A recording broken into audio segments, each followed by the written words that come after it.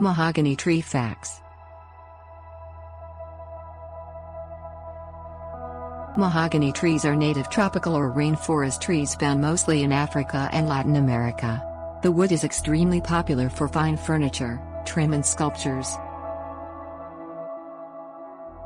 Facts. The mahogany tree can grow to 150 feet tall, with the trunk nearly 6 feet in diameter. It typically has a large canopy and is mostly an open crown tree. Features. Wood from the mahogany tree comes in a wide range of colors.